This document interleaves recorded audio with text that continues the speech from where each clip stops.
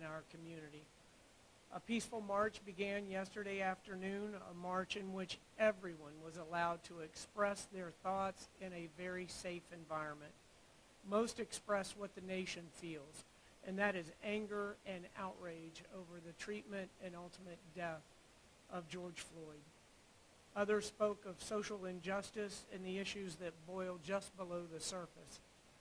Police officers lined the streets to ensure that everyone had a safe platform in which to express themselves. The crowd, measuring in the hundreds, walked along 56th Street down to Fowler and then west into the city. There were few incidents and all of the participants remained peaceful.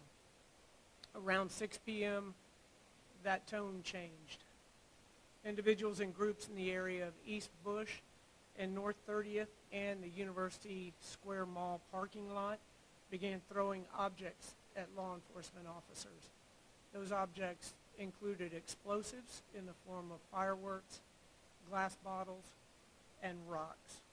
Several storefronts were smashed, and the Mobile and the Champs stores were burned. 41 adults and juveniles were arrested by the end of the night. When the violence began and the arrests started to be made, I was certain that those individuals were from outside of our city. The story this morning says that they were not. What I saw last night was not a call for voices to be heard, ideas to affect change, or ways to shine the light on inequality. What I saw was shameful. What I saw was also heartbreaking for our community. And what I saw did not reflect our community and the values that we all share. One of the many things that I love about our city is the way that we come together when there's a problem to be solved or an issue to be addressed. Physical violence and looting are not the answer. They are simply criminal behavior that solves nothing. Make no mistake, there are systemic issues and problems that must be addressed in our community. Chief Dugan and I marched alongside each of you yesterday afternoon because we share your anger over the death of George Floyd, and we share your hopes and expectations of a better tomorrow. But issues that did not arise overnight will not be fixed overnight. In fact, issues involving education, public health, workforce development, affordable housing, and transportation solutions take time. They take time and they take the effort of the entire community. One of the high points of my interaction with the marchers yesterday afternoon was the number of young people that asked me how they could get involved, what they could do to make a positive change and be a part of that positive change. This lifted my heart more than last night's destruction saddened it. What I saw last night happens in other cities. It does not happen in Tampa. We're better than that. We are Tampa strong, and it's the responsibility of each and every one of us to do our part and to work together to lift our city up. My plea is for everyone to do their part in denouncing violence and destruction in all forms. But more importantly, let's join together and be a part of the solution. Let's stand together and show the world what makes our city so amazing. I'll have Chief Dugan talk about some of the incidents from last night and what our plans are going forward this afternoon. Chief? So last night we had about 40 businesses that were burglarized and looted. We had 5 of those that were set on fire. There may be others that have yet to be reported. We'll know more as the day goes on. We had one officer who had a minor burn to her arm when they set off some mortars at us. We had 27 police cars that were damaged. It ranged from punctured tires to shattered windows. In the city of Tampa, we made 41 arrests. I would expect more arrests tonight if we have similar situation. I can tell you the mayor and I were together last night, and it was just heartbreaking to see people get in the face of police officers, the anti-police chants, which is something that we're used to. We can deal with that, but the civil unrest was just so disappointing. I'm actually kind of at a loss for words over the whole thing.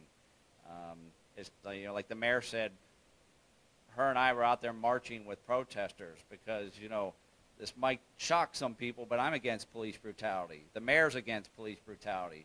31 years, 6 years as chief of police, she never tolerated it. I do not tolerate that as chief of police. The mayor would fire me if I tolerated that. This is disappointing. I thank all the good people of Tampa, and I thank our police officers. The courage and restraint that they used last night was just inspiring to me.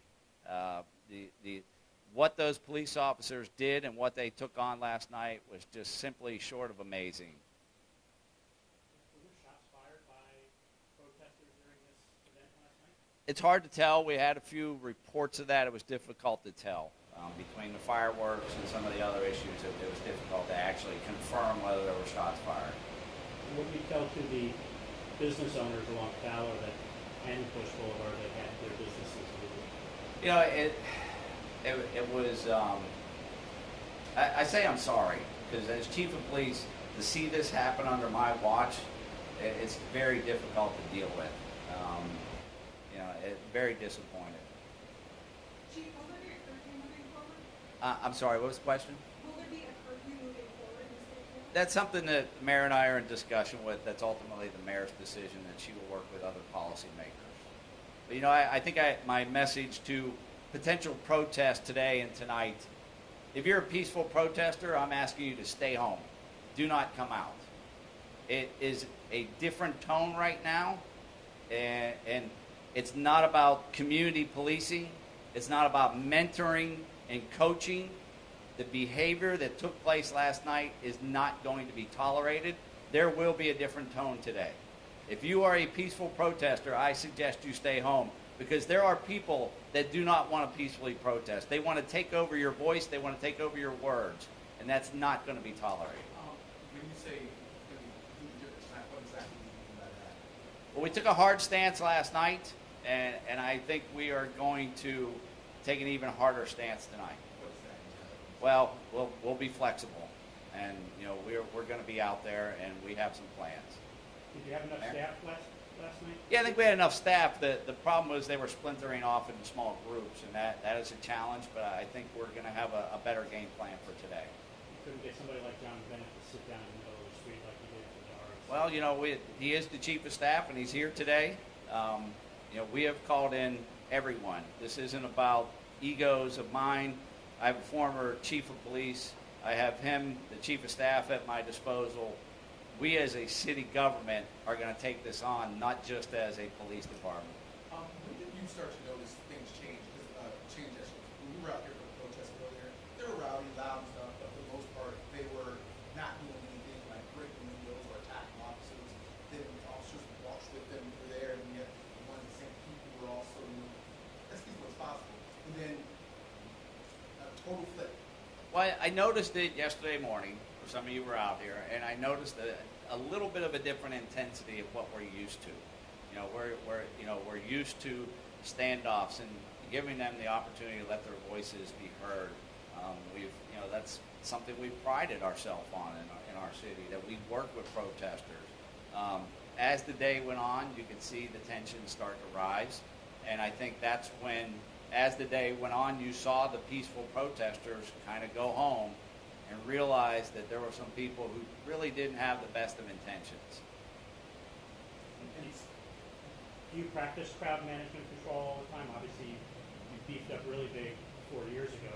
But yeah, no, we have teams that actually practice, and I think that's why we were fairly successful considering the circumstances. I think it could have been much worse. For the people who are anti-police, think about what happened last night, and think about if the cops weren't there. and how much worse it would be. What kind of society would we have if every police officer across the nation said, I'm not going to go to work today? And that is just a small sample of what you would have. Thank God for the cops that were out there last night. One of the things to me that really stood out this morning is a lot of these protesters have been protesting against black labor and stuff like that, but they're out in out in the university area, and we saw some single black moms come out there who just got back to work and it wasn't getting paid because of COVID, and now they can't go to work because they don't have a place to work. One mom out there crying, saying that they're taking food out of my kids' mouths. Speak to that to these people who are doing that, they don't even know that you are hurting the people you say you're trying to help, and you're trying to make things better. Yeah, I mean, it doesn't make sense. I understand that people are venting, they're frustrated, they've seen this before, and they feel like things aren't changing. I think the state of policing in the United States is tremendously better. But you're right. They're not helping people. They're not helping the situation. I don't even think they care, quite frankly. I question whether how many of them actually saw the video and even know who George Floyd is. I always go back to the fact that our mayor used to be the chief of police, and she had an overwhelming victory a year ago. If this was a community that did not support their police department, would they have ever elected her as mayor?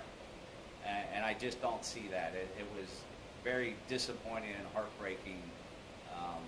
Mayor, what were your thoughts when you were out there with me? Yeah, it's when you asked earlier, about the RNC. I tell you, this was a different group last night, and there was. I can't speak for who was out there to say that the thought of any type of injustice was in their mind, but it sure didn't look like it. They were just bent on destruction, and as the chief said, they would break off in groups, and we would get one location under control, and they would splinter off into other areas. And come back over and over. They tried to light the Sears automotive place on fire several times, but it was a different group. But to your point of the single mother that is now was able to return back to work after COVID and has now had her place of employment destroyed. That's what I think the community. That's where I'm asking that the community get involved. It's everyone's responsibility. It's the parents' responsibility to know where your kids are. A couple of the kids that were arrested, juveniles that were arrested last night, had ankle bracelets on them. So we have to pay attention. We have to do this as a community. It has to be a community effort. I applaud the efforts and the restraints of the officers last night.